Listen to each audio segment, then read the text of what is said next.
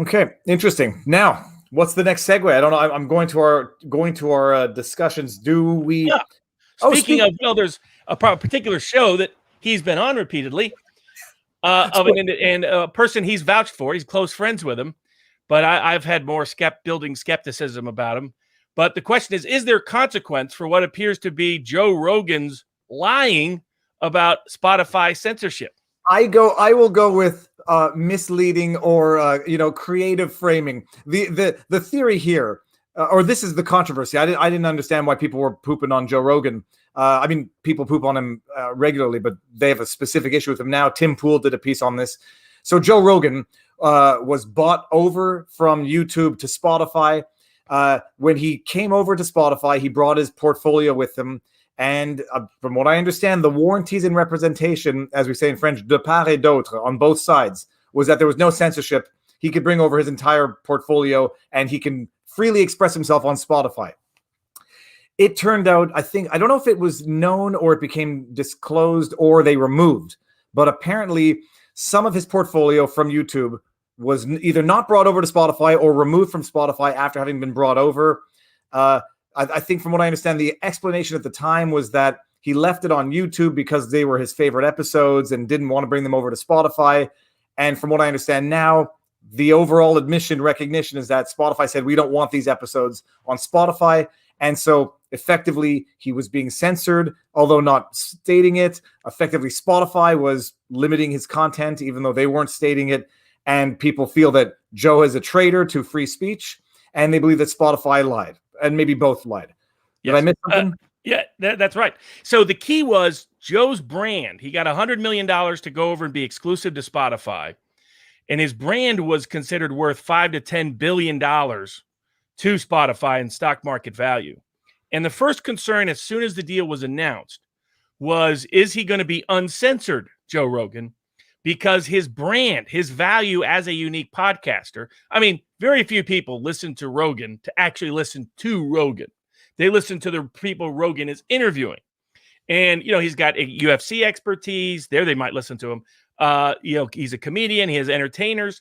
But what he did is he combined the AJ audience by talking about a lot of the issues that overlap with his audience, including having him on, but also the Art Bell audience. Art Bell was this old talk radio guy that people used to listen to after midnight, truck drivers, other people doing the crisscrossing the country, driving late for whatever reason. And it was like aliens and, alternative lives and, all UFOs and all that kind of stuff. Open a slight parentheses. Wasn't there a scandal with Art Bell that he got somebody to end their lives, or there was a scandal blamed for that, but I don't think anything ever came of it that I can recall. But I could be wrong.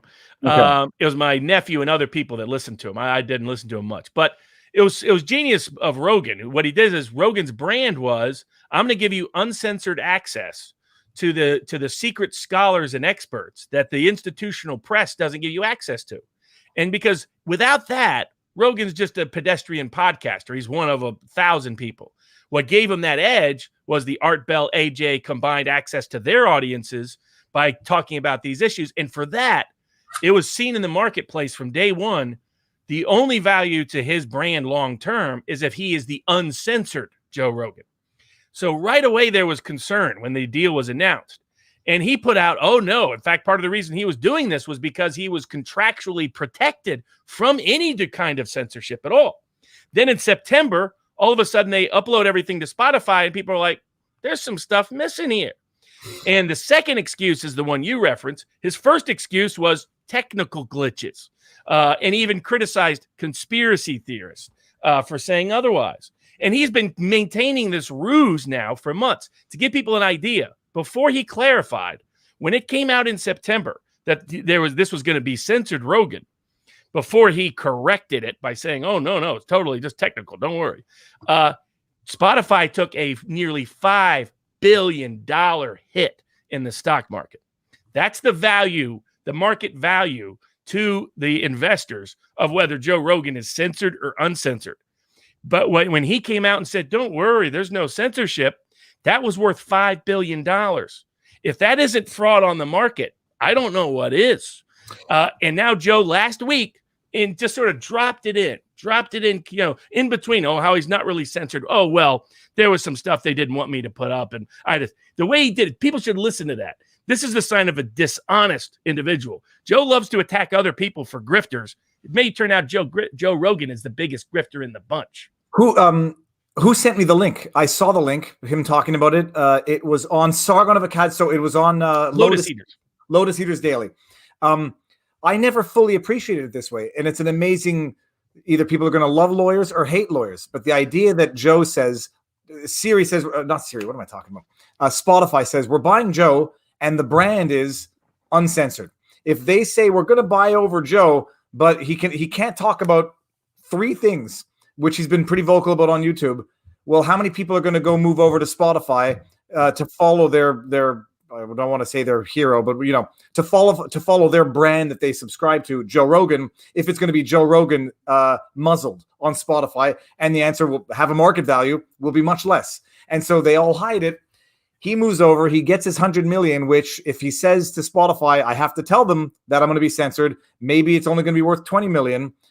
Yeah, I can see some people feeling a little deceived by this type of conduct.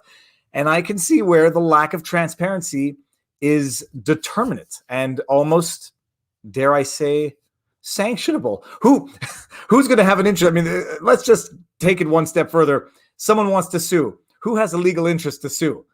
Anybody that's an investor. Now, 2 groups. Probably people who purchased the $9.99. You could have a class action, and that's millions of people who purchased the premium access to Spotify. So they could sue. And anybody who is an investor who would have had different value in their stock, but for the misrepresentations, the fraud of the market. It's a $5 billion lie by the measurement of the way that market responded to it initially. So at least that. The claims of the individual, there's probably 2 million people that have subscribed solely because of Rogan. But do the analysis. That's 2 million. That's 20 million a month. That's 240 million a year.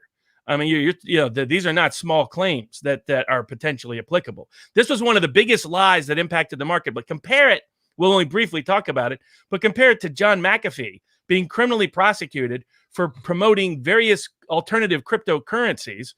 And that was far less it's still not clear to me exactly what the lie was. Everybody knew McAfee loves cryptocurrencies. So it's like, and most people, the lie supposedly it was that he didn't disclose that he was going to profit from it in certain ways. But I think everybody kind of knew that. But putting that aside, that's a far less consequential lie than the one Rogan spread and spent months building out.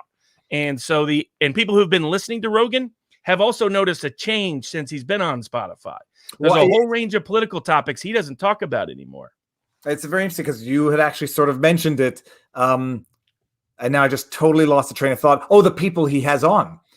You had mentioned it en passant and before this was disclosed. So it's interesting to put 2 and 2 together in terms of who you were complaining or criticizing he was having on in terms of the quality of guests and who he was building rifts with. And I just want to bring this one up.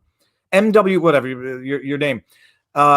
World Stage Rogan is just playing his part, making a living. There's nothing wrong with making a living. And there's nothing wrong with selling out for 100 million if you do it with transparency. I didn't ever fully appreciate, first of all, I watched Joe Rogan's clips and I don't really subscribe to anybody. I don't even have Siri, whatever it is on my car anymore.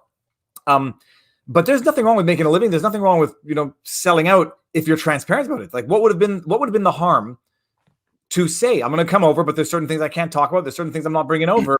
What would have been the harm is he knows that it would have compromised the 100 million they were offering him. So that's where that's where you know that you're not being honest or you're not being transparent because it has an impact in all cases where people tend to be not transparent.